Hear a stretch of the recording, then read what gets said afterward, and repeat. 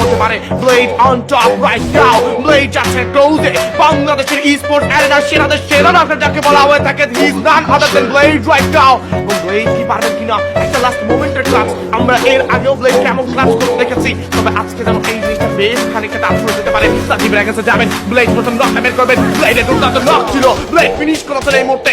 আরো একটা কিল যাচ্ছেন, এই যেন সাপ আসলে সাপ আর ফলের খেলাটা আছে না, যে গোল্টু ভাই যাচ্ছে নক করতে। Blade what a shot!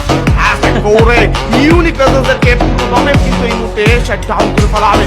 Blade can get a clutch, ব্লেডের একটা ক্লাচ আসতে পারে। I believe in Blade and the audience also believe in the Blade, cause তারা জানেন এই মুহূর্তে ব্লেড ঠিক করতে পারে। বাইরে অ্যাঙ্গেল হয়ে যাবে, ট্যাঙ্কের সঙ্গে কিন্তু এরর ইউনিট ক্লোজে যাচ্ছেন।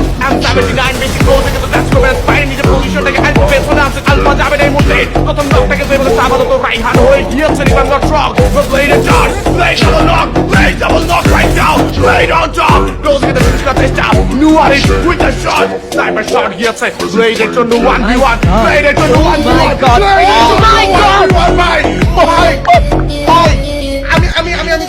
আমি জানি না এটা কি দেখছি ভাই।